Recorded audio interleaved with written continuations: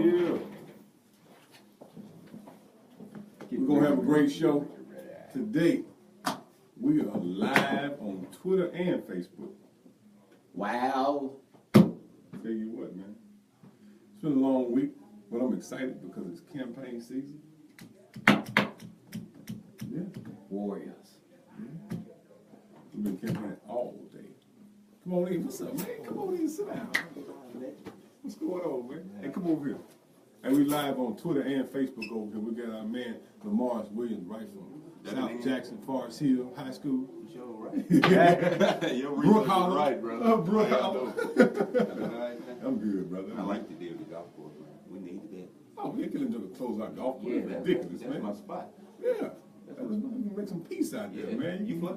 I don't play. But I can go. I can make a teach beer run quick. It was good seeing y'all. All right, All right, bro. now. Yeah, ladies and gentlemen, we got a great show lined up for you. A lot of good information. Can't wait. Future Miss Jackson State University. Oh, and Be SGA. I love. And she running for SGA president. SGA president. Claim it all. No, let's do it all. The first one ever to get all the seats. I done announced the wrong thing and I invited her to come. Yep. So we got a great show lined up for you today. Go ahead and share the video, like it. To all our first-time viewers, go ahead and hit the heart symbol, and all of our returning viewers, go ahead and hit that like sign. We got a great show lined up for you today. Now it works. People do. Yep. Handyman gonna bring us on up in a second. We're gonna talk about Grove Park. We're gonna talk about the council meeting. We're gonna talk about several issues, and we got some special guests coming in. So come on in this space. Come on in this place. Good evening, everyone. Welcome to the Reviving Mississippi Show. I'm your host, Dekeither Stamps. We have our co-host here, Mr. Mac Epps. How you doing, Mac? Hey, I'm doing good, brother. How about yourself? Brother, I've had a great day and a great week. Yes, sir. Yes, sir. We've been rolling this past week. And been out there, just came from out there off of TV Road. So, trying to get all this information so we can make the community better. That's right. We had a great week. We had some good results in our council meeting yesterday. I want to say, first off, let's start the show off and keeping the bereaved families in mind. There's several families who are going through different stages of bereavement. So, you know, as the weather starts changing, let's remember we have folks who are in bereavement and keep them in your prayers and hope that their families heal in this time period and come through this stronger and better together, because there's nothing more important than family. Right. Today, first off, would you bring up our first guest, man? Our first guest, we have a young lady by way of Illinois. Illinois. Don't use the S. They don't like that when you say Illinois. Don't do that. I do it on purpose to irritate my wife. And she is running for SGA president. She is a junior, and she is at the Jackson State. The Jackson State University. So, welcome to the show, dear. Tell the people a little bit about yourself so that Mississippi, Louisiana, Tennessee, and Arkansas can be excited as we are about the potential of you being the SGA president. Well, thank you for having me. My name is Faith Ambrose. Like I said, I'm a rising senior, current junior at Jackson State University, majoring in political science. I hope to one day work on education policy, specifically for K through 12th grade.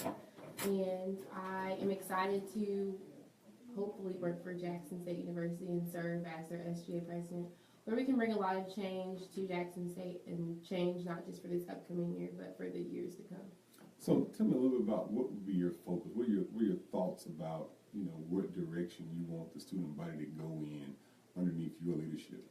So the overall goal is it's going to be promoting student morale, getting students to be more excited about Jackson State and wanting to give back when they leave Jackson State. So a few things that come under that would be, one, getting our own stadium. I think students can definitely get excited and rally behind that. We would be the first student body, the first administration to actually go to the city, county, local, state level, to ask for that and actually try to put an effort forth for that. Also, freshmen who come in, doing a better job at retaining them and giving them a reason to stay at Jackson State. Also making sure that people who are currently there, that we just give them a reason every day to love Jackson State and really take their considerations into consideration. Well, you're obviously very passionate about this, and you bring a different perspective. And taking the SGA president outside of the walls of Jackson State and championing at other levels for the interests of the university and the students is definitely admirable. And I've never heard anybody say that when they have been campaigning for this through my short years of being around Jackson State. So it's definitely admirable. So you're from Illinois. Tell us a little bit about where you want to go after you leave Jackson State. So after I leave Jackson State, I plan to go to law school, hopefully in Washington, D.C., after which I hope to work on the Hill, work on education policy, and then maybe practice law and solidify the policy that's already been worked on. Well, a good friend of ours, Miss Shalonda Spencer, she went to Jackson State a few years ago. Actually, she's graduating her master's in public policy next month. But she used to work for us in City Hall, and now she works for Congressman Thompson in Washington, D.C., doing public policy. So there's definitely pathways to matriculating through that system and doing these things. And opportunities right here. Between our congressmen and senators who are here, they need legislative assistance to work on policy on the Hill. So I would encourage you to spend time with them and develop the skill sets necessary to do it, because the relationships are all around us.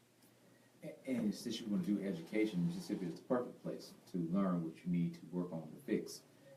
There are several schools that are looking for volunteers to come in and read to the kids. Matter of fact, one is right next to you, which is Blackburn, which they want more students from Jackson State to come over and interact with the students for its reading activities and things of that such.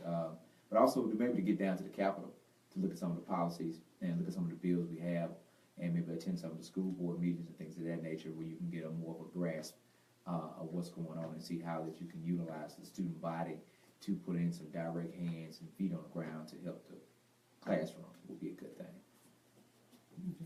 So if people want to get in touch with you and participate in your campaign, first, if any of the Jackson State students are listening, what do you want them to do and when do you want them to do it?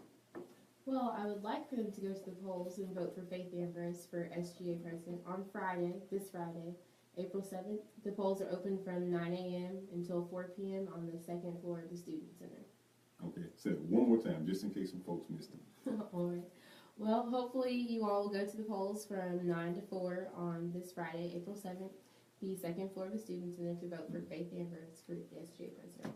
Okay, great. And now your social media contact information so people can look you up, share your information to some of their colleagues and friends who may be able to vote as well.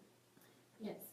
So contact information, my phone number is 601-942-3005. And as far as social media, on Instagram we are _ What's the Sitch JSU, and that is WHATSI,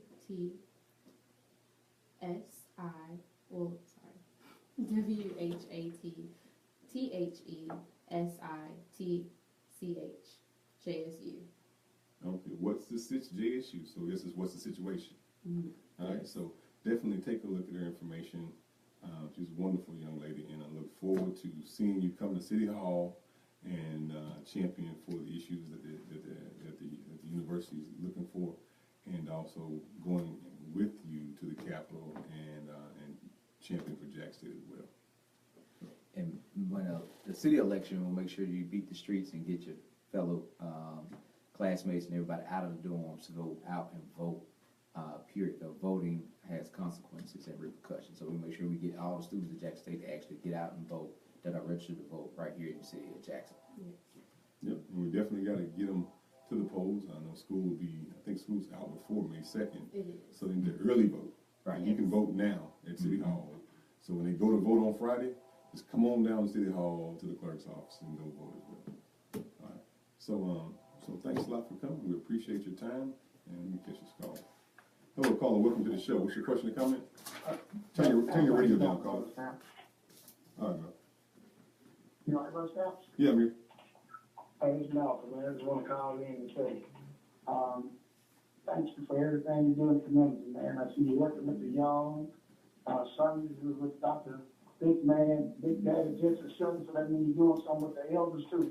You're just not doing that with your peers. You're doing something with the young, the old, and everybody. So keep up the good work in the community. And I want the people to know on May the 2nd, let's take stamps, share them back downtown. Have a good one, sir. Thank you, brother. Appreciate it. And thank you very much, dear. And we'll be at Jackson on Friday to see if we can help drum up the vote as well. So we'll try to help you out as much as we can. Thank you for having me. Oh, I got a donation for you too. Uh-oh. Oh yeah. Reach in that pocket.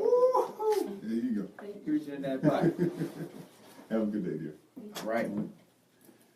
We have our next guest, and this is the sisters version today. We are supporting the sisters, and we got another sister coming up who we talk about investments and revitalizing Jackson. We're gonna have to talk about property, and we're gonna talk about housing. So this sister right here, Miss Brandy Williams, is an associate broker, and she has her own business. And we'll talk about how she be able to assist us in Jackson with revitalizing it with real estate.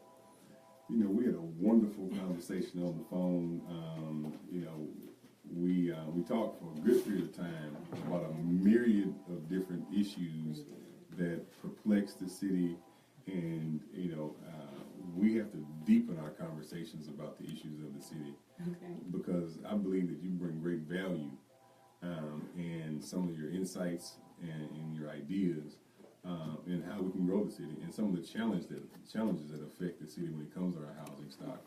Because we need all levels of housing. We do. We need, we need high-end housing.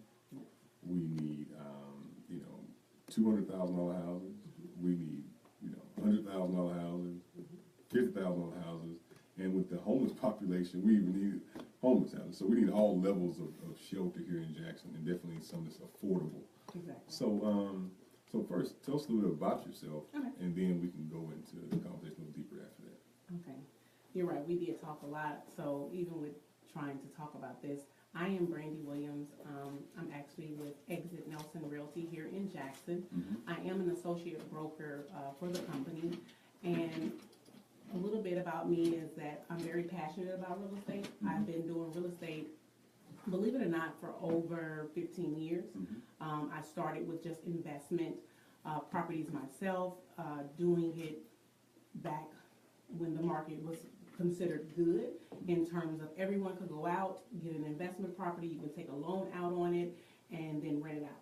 So I started my real estate experience there. Went through what most people went through in terms of a downward turn in lost houses, and had to rethink about my position in real estate. Decided to go get a license, and now I'm actually a broker. So within this whole 15 years of doing real estate, I've learned a lot, I've seen a lot, but more importantly for Jackson specifically, I see the areas that need real estate. I mean, people need help. People need to be educated on why you would like to purchase a home and what that would look like. And I think the biggest misconception, having gone to Jackson State University, is that we do not teach real estate on education portion of it. We don't understand the concept as it relates to how do I get a house? What does that process look like? And what do I need to do in order to get there? And when am I ready to even And when talk am I about ready? getting a house? Exactly. And I mean, that in itself, we literally could talk for hours again, like you and I did, but I think it starts with just the education piece. I had a young lady call me earlier and said that she wanted to know the process. And it's like she was 40 years old and never bought a house and didn't even know where to start. She knew she needed to get a loan, but she just didn't know how that process works. And it's been a lot of changes within the housing market, from student loans, people that go to, just going to Jackson State. We are programmed to get all these student loans, and I get it, I got them. But guess what? Now They negatively affect you. they're negatively affecting you as it relates to getting a house. For years, I mean, probably you and you all were able to get a house and they were like, oh, if it's in deferment, don't worry about it. We're not gonna count it. Well, guess what? Now, 2017, they're actually taking 1% of your total loan that's outstanding, and they are now factoring that as a fraction in terms of how much home you can afford. So financial literacy is at the Yes. core of this. Right. Because Exactly. buying a home, even though you're getting a loan, is not like buying a car. It is not. You have to factor in several other issues, maintenance, upkeep, and all those types of issues, taxes, insurance, Exactly. affordability. You know, Repairs. how much home can I afford, and don't relate that to how much rent I can afford. That is exactly correct. You know, and so let's talk at a basic level. Okay. right? At a basic level, if someone is renting and they're paying $800 a month in rent, Okay. if they were looking at a home, how much of a mortgage plus taxes should they be looking at? And what, if they're, people have to have some basic type numbers Yeah. to say, this is how much I can afford, not what I want, not what I see on HGTV, Based on what you're saying. but what can I afford to purchase, maintain, and upkeep as a homeowner? So what do you talk to your clients about when you talk to them about purchasing a house and not getting them over their head just Exactly. because they may be able to get approved for a loan? But, what would be the best decisions people would be making? Well, I think starting with getting pre-approved in terms of, let's look at the table as this. I could give you an amount in terms of what your house could be, but one thing that the loan officer is going to look at is your debt to income ratio. Mhm. Let's look at how much debt is coming out of your household. Right now, if you have car notes, and most of people do, student loans, the bank is going to say, okay, we're going to take those two the higher of those two, and we're going to look at those, and we're going to look and see how much income you have coming in, what's in your assets, what's, your spending habit. They want to see bank statements now, and we're going to give you a loan, a debt to income ratio.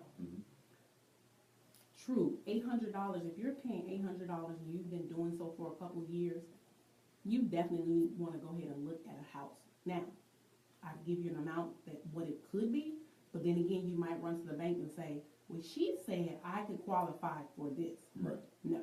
So I tell people, let me at least find out what you could qualify for, because again, I had one client who, come to find out she had a lot of student loans, and that student loan put her in a bad situation in terms of how much she could afford. And even if the house cost $1, she was not going to qualify for the FHA programs as well as the conventional loan. She's just not going to qualify. She's upside down, so to speak, in the terms of a house. Right. So what we have to do is start to look at, okay, what the basic steps a person will need to do is, let's get you financed. There are loans out here. There are programs that people can help with $45,000 and less. There's income out here. There's money grants. They're trying to help people find houses. We just don't have the people educated to say, let me start here. $80,000 or less in household income. If you and your husband, significant other, however, you have to be able to qualify for less than $80,000. Trust me, there are programs out here. We just need to see what your income looks like. How does that fit into the bank's overall numbers as it relates to what your spending habits are? Not to get against anybody having a car note, but if your car note is $600 and $700 and you're paying student loans with $600-700, think about it. If we just say 7 and 7 in terms of just student loans, that's $1,400 of money that's going outside of your house. I can't look at a $200,000 house if you only are making $60,000. You have too much house or money going out that we're not going to be able to have the money in house, like you said, to take care of it, to repair it. So let's look at what we have. Jackson has a lot of great houses. The reason why I was late was because I was working with a client.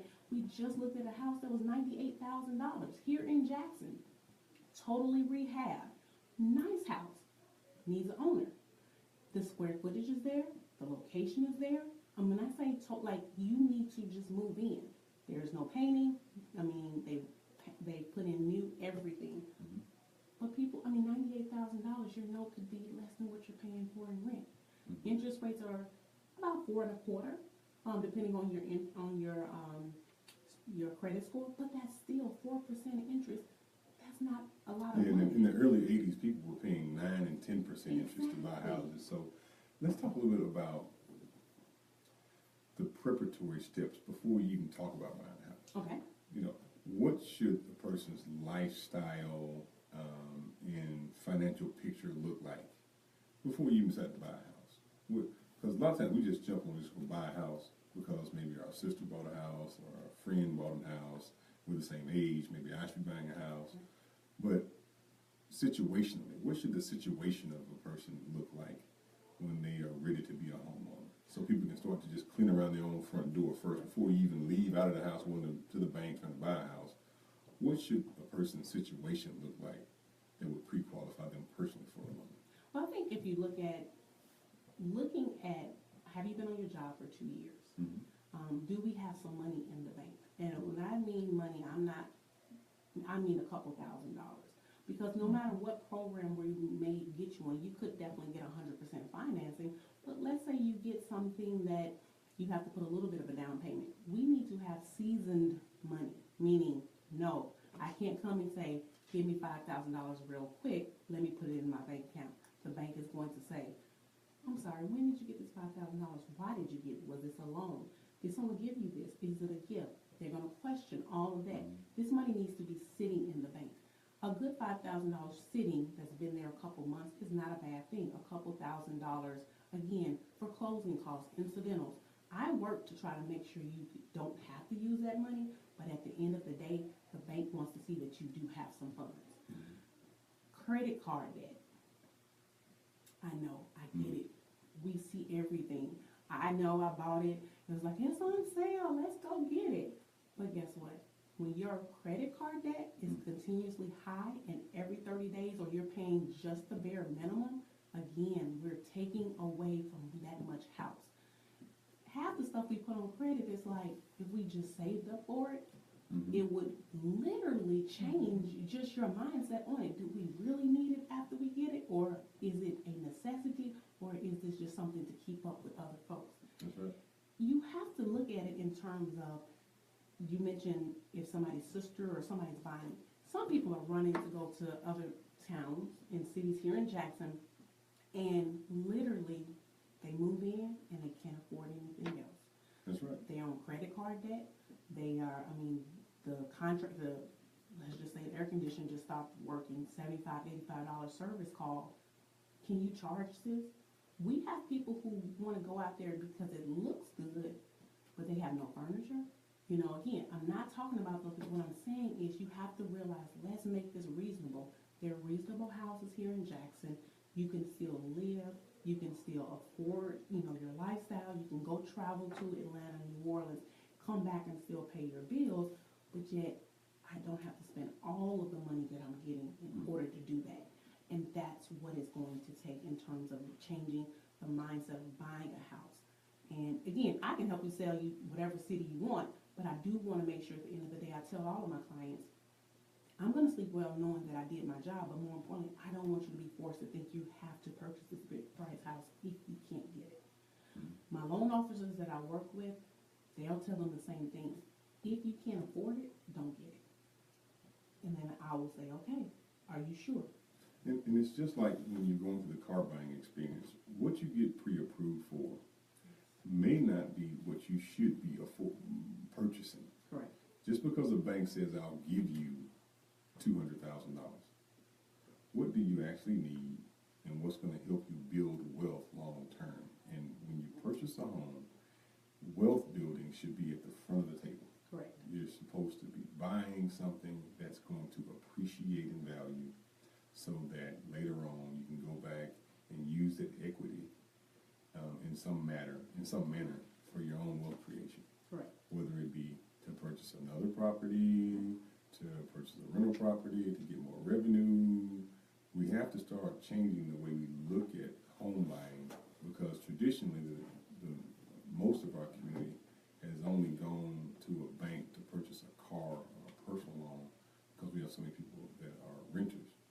But when you purchase a home, you should purchase a home already knowing that I'm gonna put 20% down, irregardless of what the bank approves me for and what we get a final cost. You should already be prepared to put at least 20% down, no matter what the house costs. And those are some of the basic things that we use in our family, and we've told other folks that have kept us kind of in the framework of where we need to be. So you go in with a degree of equity, and you can start the ball rolling to, finally get into a paid-for house. And two things that you spoke about, which I want to talk about, is equity. To your point, if you can go into a house and you move in with equity, what you have to understand is that this is money that's in your house that you could use for, again, rental housing, or let's say you want to start a business. You know, you hear all these things on HGTV, on other things that you see on the TV. These people start their own shoe business, clothes business, whatever. Sometimes you say, how did they come up with some of that money? Sometimes it's just as easy as the equity in their house. And that equity, you already have it in your house. You can use that for, you have to send your child off to school. If you want to do something or take a great vacation or whatever, it's money in your house. If you can get into your house, pay it down, pay it off, quicker than the 30 years. It is not unrealistic. We talk about, everyone gets a 30-year mortgage. Right. And I get it, 30 years, because that's makes your payments low. But let's say you get a $98,000 house, and let's just say for simplicity, the house payment is only $500, taxes and insurance, because it is 30 years out. But let's say we apply $200 per month additional to the principal. You cut the 30-year out drastically. So now we're going to pay less money in interest to the bank by just simply paying more on the principal. I tell people all the time, even if it's credit card debt, even if it's a house, no matter what, if you want to go ahead and start this process, this could be with your more car payment. That's right. This can be with your credit card. Start putting more on the principal. I did it.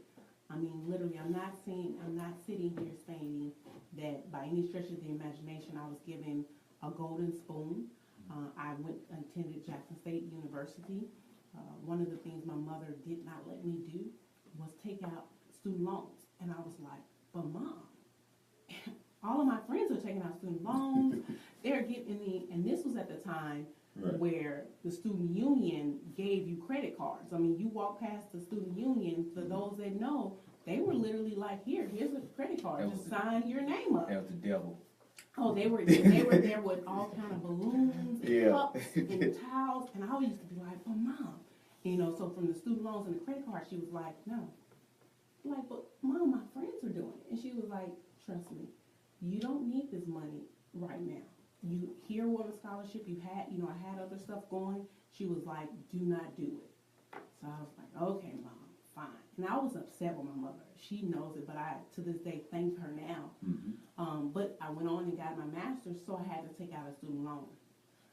But that's another level of education that's going to add great value. That's an investment. You're taking on a degree of debt, Yes. but, a master's degree, but student loan debt is going to hurt a lot of folks. And it is. And so with that being the case, I'm saying you have to learn how to use it appropriately. Right. If you're in school, and let's say you don't have any grants or scholarships, then yes, I get it. But take what you need. Some people take more than what they need. And then you get to, okay, I'm ready to buy a house, and then I send you to the loan officer, and they're like, the loan officer and you call them back, loan officer say they're not ready, we have too much student loan debt. And you tell me you have too much student loan debt. So at that point, you have to understand we have to start with the basics, either getting what you need and or trying to prep our kids for scholarships or grant money.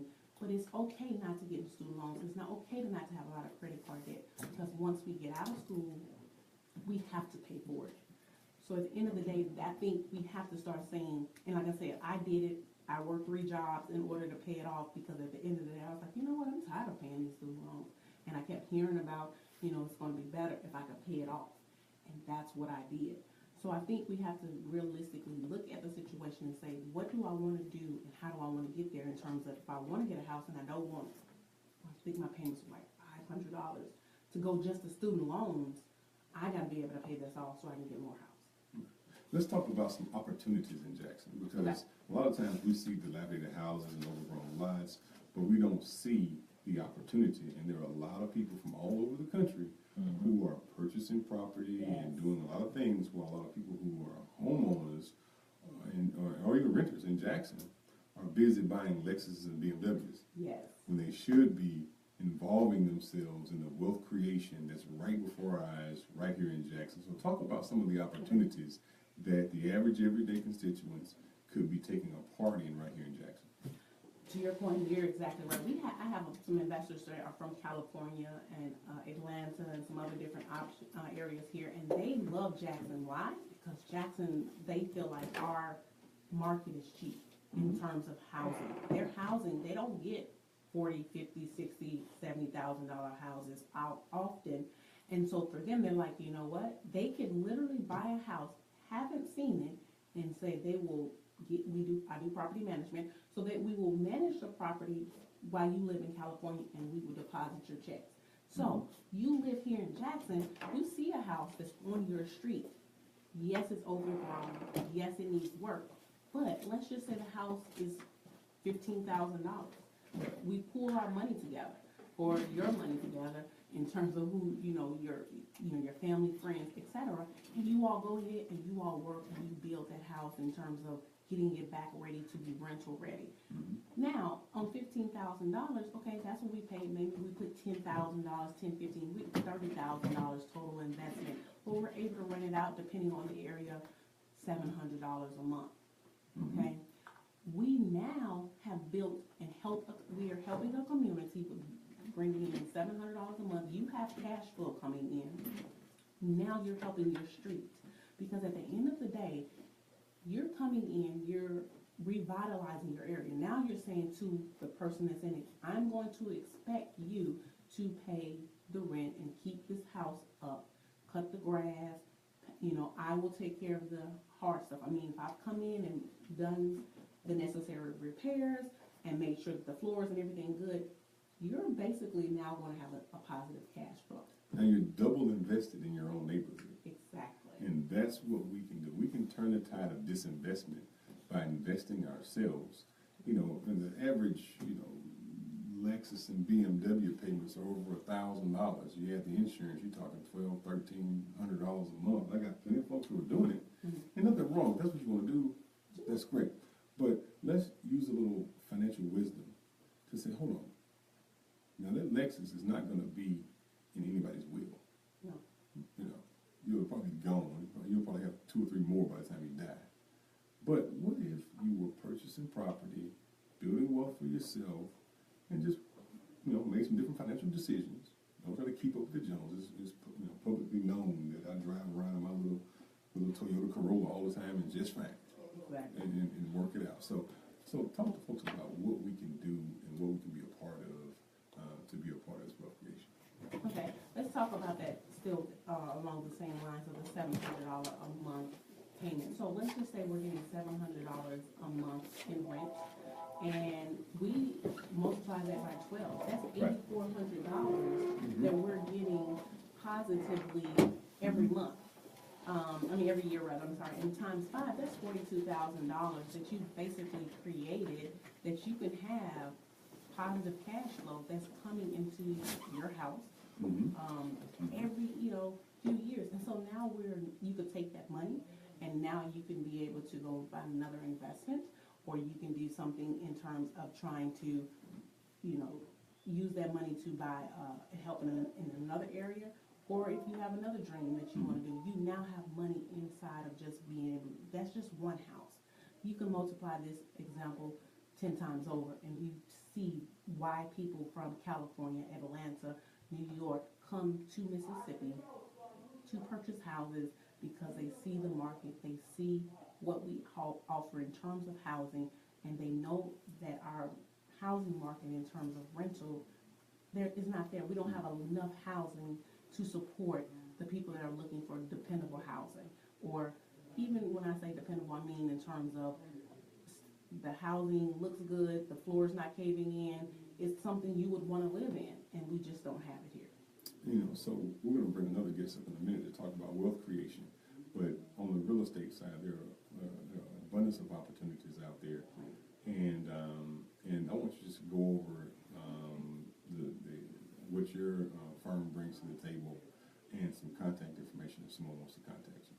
Okay, so again, one of the things is that I obviously help you get ready for home ownership. If you have questions, you have concerns, you don't know where to start, you can contact me in order to get into finding out the next step.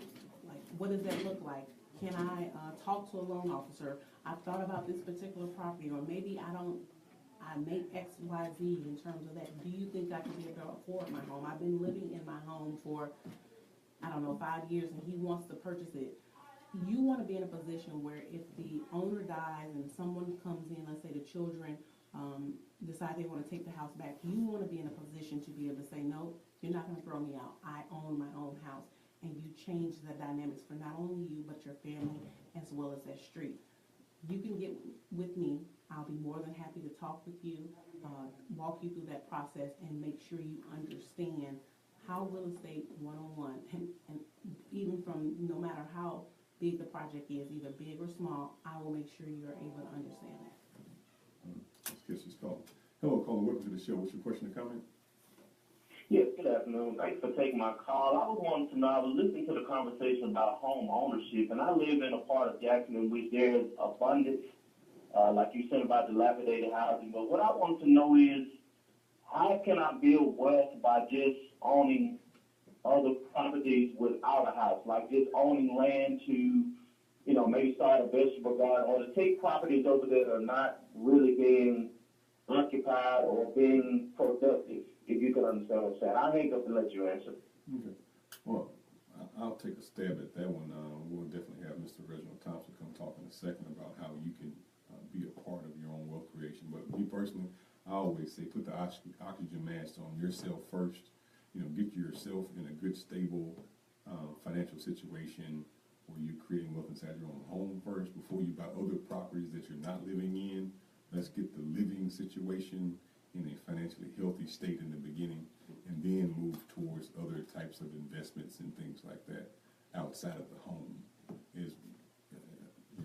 I definitely agree with that. I think you said you want to be able to be a tree, so to speak, where you are.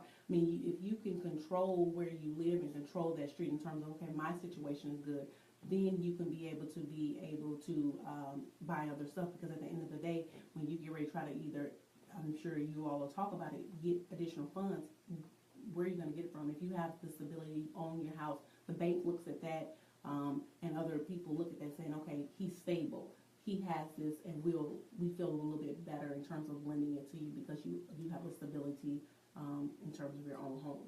Mm-hmm. So give them contact information if someone wants to contact you in the future. Okay. Again, my name is Brandy Williams. My contact information is 601-454-2370. My website is Brandy Williams, BrandyWilliams@me.com. And I'm on Facebook at Brandy Williams of Exit, EXIZ, Nelson Realty Group. And Get the number one more time. sure, that number is 601-454-2370. Okay, dear. Well, we got one more guest to come up, and you can just hold tight and be right back.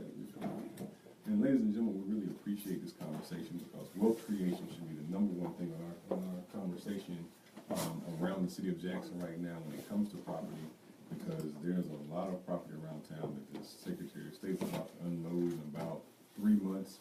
We need to be ahead of that. We need to be acquiring the state-owned property, because the state is in a budget crunch, and they're trying to get as much property back on the tax rolls as possible. So let's be involved in this conversation moving forward. Next up, we have Mr. Reginald Thompson. He is one of the best wealth advisors I know here in Central Mississippi, and he also has an office in Texas. So welcome to the show, Mr. Thompson, and thanks for joining us. Glad to be here. It's been a while. It's been a while. It's been a while. Couple of years, Yeah, man. it's been a couple of years since you've been on the show. Yeah. So tell the folks what you've been up to and what are some of the things that you have on your mind as far as wealth creation for the city of Jackson. Well, a couple things, man. I've got a satellite office in Houston, so I'm back and forth between Jackson and Houston. I've been here most of the last few months. Actually, brought a friend of mine to sit in, Maurice Williams, and Maurice Evans, and I'll talk to you about kind of what he does. But the market is right for people ready to do business, man. That's right. That's right. We can be all emotional about the state of politics in the United States of America, but what basically they're saying is if you're ready to do business and you're in business, then look for the opportunities. So, we can talk about a lot of things, but those who are in business will always have opportunities. So talk about some of the wealth creation opportunities that are here in Jackson. We've been talking about houses and property, and we only got about 20 minutes left to go on the show, so we got enough time to talk about. You can wrap into housing. There was a caller who called about purchasing other properties but not being a homeowner. Just talk about where you should be when you want to get into the conversation about building wealth for the future. Well, I mean, you've got different types of assets, and I think that's one of the things that we don't realize. So you've got cash flowing assets. So I heard Brandy talking about investment real estate. Those are cash flowing assets. You have what I call balance sheet assets. There's some things like your primary residence. It's good because it shows on your balance sheet assets and liabilities on the plus side of things. You've got depreciating assets. So you got your car. You got the things that you go buy those fresh J's for $200. Well, you can't sell them for $200. Right. So there are things we've got to, when we talk about wealth building, we've got to separate things. We hear a lot of stuff in the news. We hear a lot of stuff when we're reading, but there's a difference between your balance sheet assets, those that don't produce revenue, those depreciating assets, which typically in the black community, that's what we build on. Yeah, we've got our primary residence. That's good. You need to own your own house because you got to have a place to stay. So there's certain tax advantages to that. But most of the things we buy are depreciating. Right. We love some cars. We love rims. We love J's. We love all the things that ultimately we can't sell for what we put in them. Right. We have to buy more cash flowing assets. Real estate, income producing real estate, like she talked about before, that's a big deal.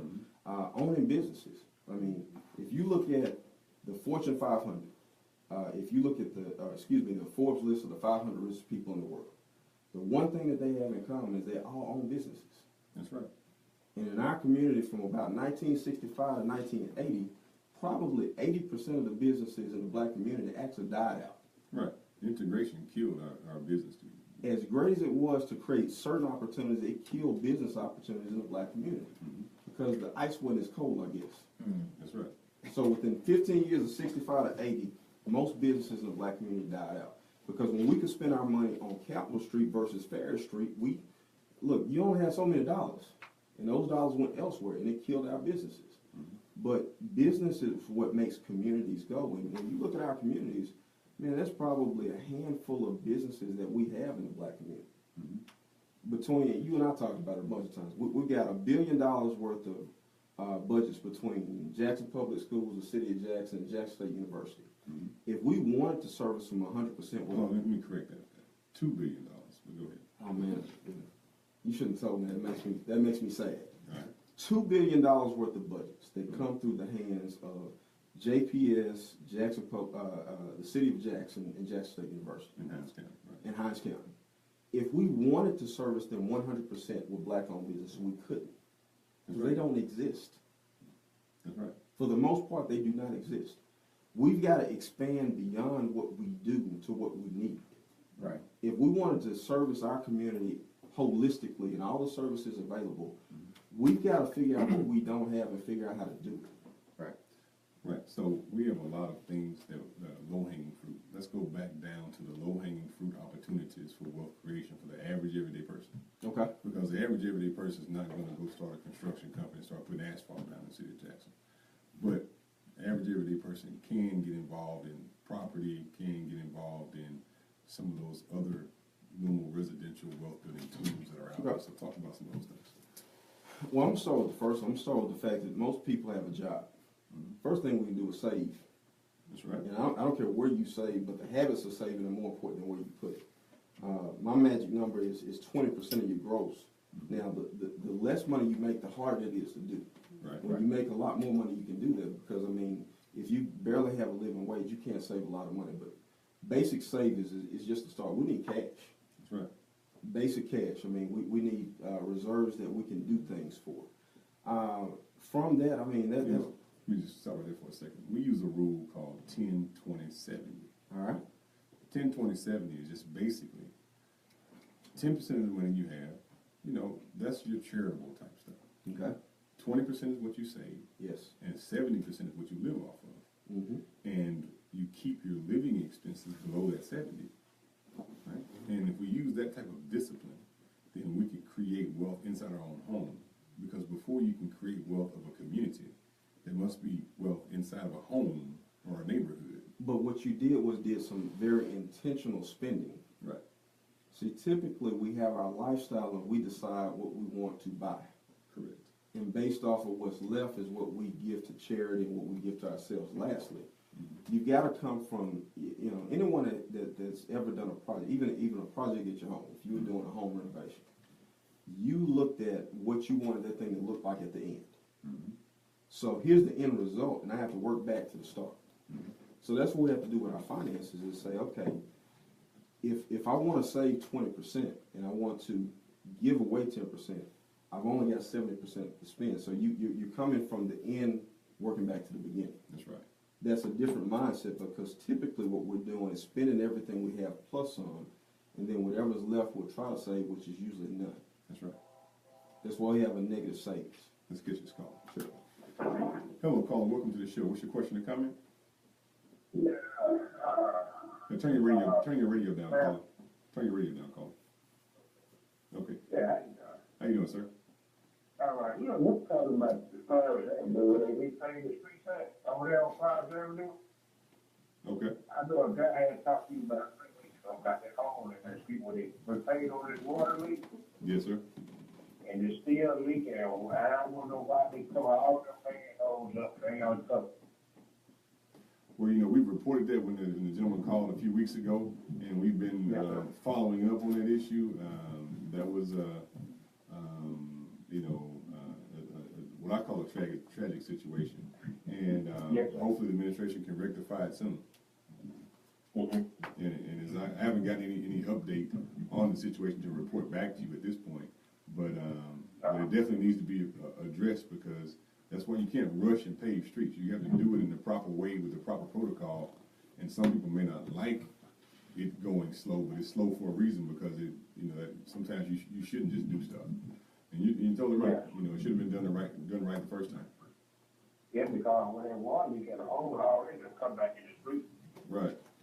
You know, so thanks a lot, brother. I appreciate you for calling. Yes, great. So back to wealth creation. If you bring home $1,000 after taxes, you should only be focusing on what can I live off of with $700. Right. Right. You know, so that's what that kind of looks like in a literal sense. So going to you were making another point before I interjected. Well, we're talking about opportunities for wealth building. I think the biggest thing we need to do is everyone, whether you work a 9 to 5 or not, have an entrepreneurial mindset. That's right. There's a lot of needs in our community. A lot of, you know, I know you get a lot of calls where people complain about different things, and they're very warranted here in Jackson. But for everything that you complain about, there's a need that needs to be met. That's right. You know, we talked about, you know, grocery stores down in South Jackson. I know you've been working on that for the last several months, and I think that's either open or getting ready to open right now. It's open. They're getting ready for the grand opening over in Jackson Cash and Carry. Great wealth building opportunity. Those are the types of low-hanging fruit. Mr. Greg Price down there is allowing folks to sell their products and services in his grocery store. Yeah.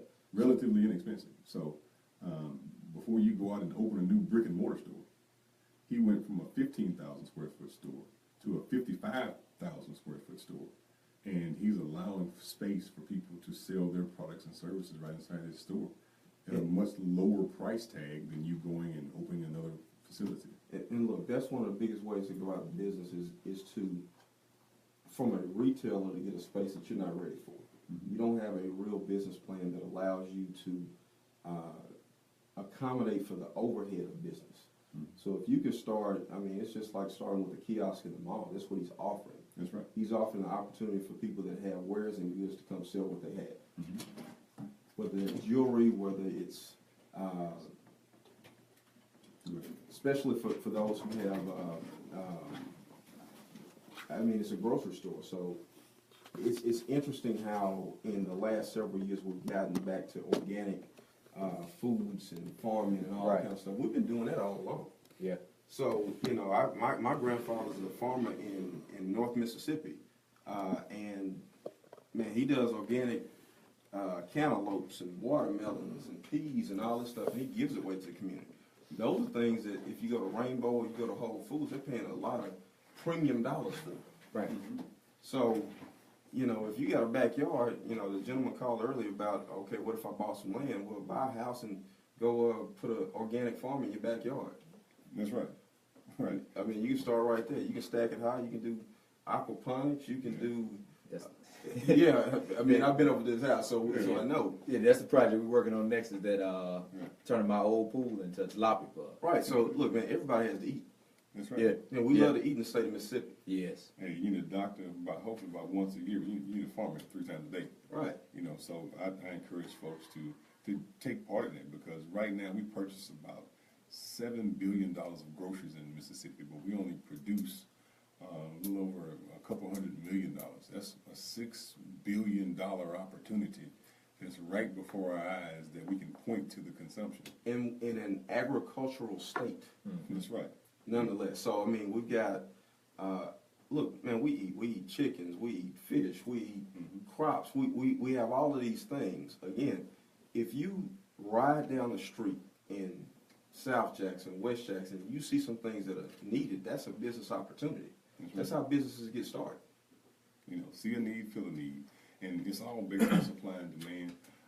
Give your contact information, Mr. Thompson, if someone wants to contact you, because structuring out wealth building is important. We got a group of folks who are getting ready to retire who need to know what to do next, and they need that technical advice of how to structure themselves properly. So give your contact information just in case someone would like to contact you. The website is thompsonwa.com, THOMPSONWA.com. My email address is rthompson, RTHOMPSON @thompsonwa.com. You have a phone number? I'll tell you what, I'll give you my cell. So 601-720-5282, 601-720-5282. Okay. Well, we really appreciate you, and if you want to go take a look at a great video online at Maggie Anderson buying for a black year, is a great video. Where she committed to 1 year of using black-owned businesses, and it'll definitely help you bring the light of not only what's missing, but what opportunities we have of businesses that you can be involved in. Instead of just looking for other people to bring their business to your neighborhood to take your money out, look at opportunities in your neighborhood that you can invest in and move forward. Share some with you. I don't know if I even shared this with you yet. One of the things, I work with a lot of business owners. You know, I believe that wealth creation comes from owning businesses, true wealth creation. And when I see successful business owners do it, they do it very well. One of the things I think we haven't seen enough successful business models in the black community. So what I did recently was start doing franchise consulting. So there's about 4,000 plus franchises in the United States of America.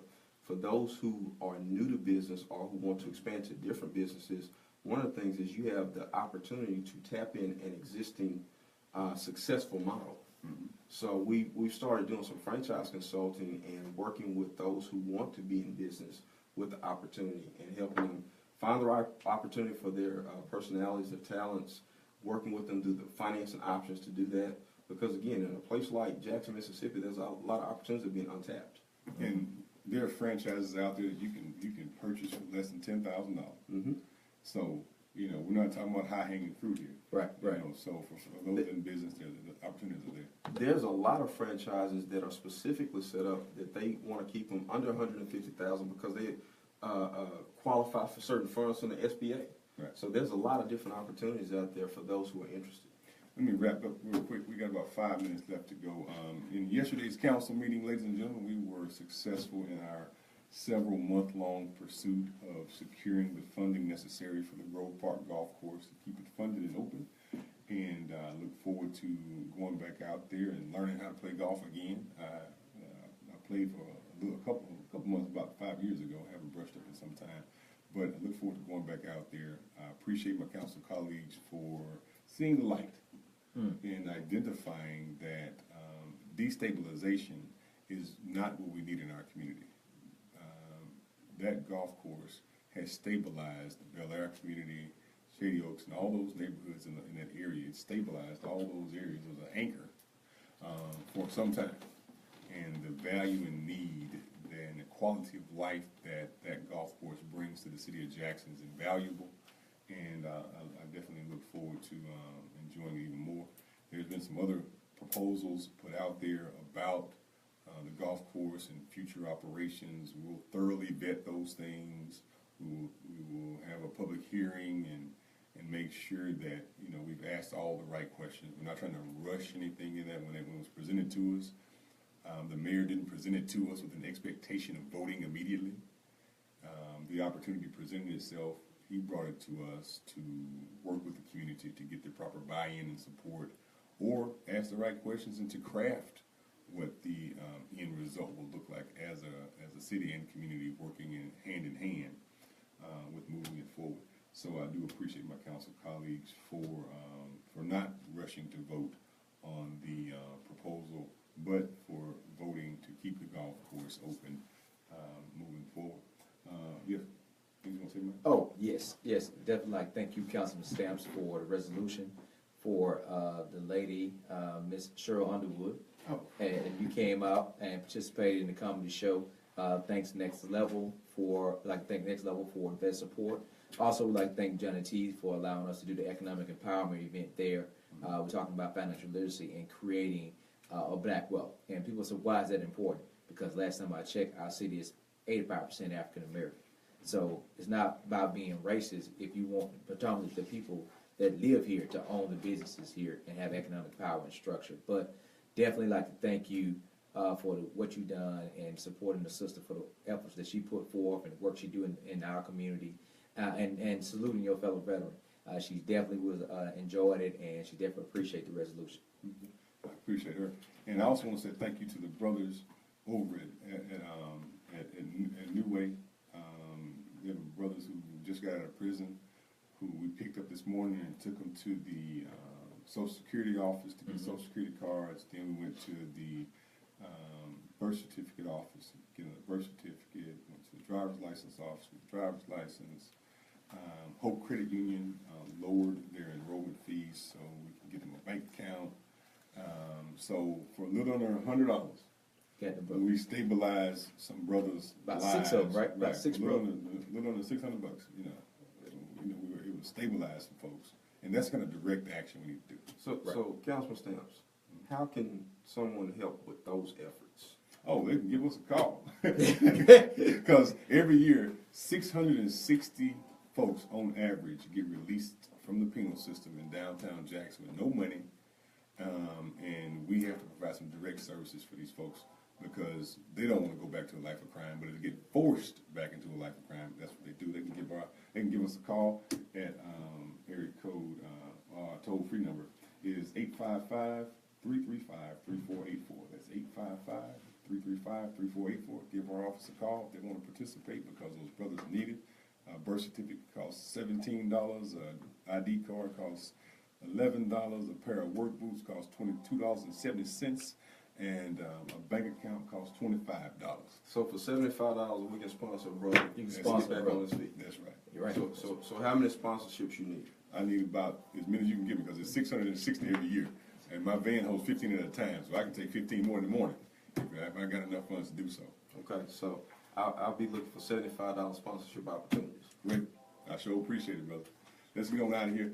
Handyman, as always, ladies and gentlemen, our time runs short, but our conversation is always long. We appreciate the love that you show to us. And as we say every week, never let anybody put you in a position where you don't love your own people. That's right. Because when you hate your own people, you're part of the very oppression that we're trying to lift ourselves out of. I love you, Jackson. I love you, Mississippi. And remember, vote Dekeither Stamps. Yeah. All right. The mayor gonna be chomping at the bit. I know, man. Hey, y'all. Love y'all.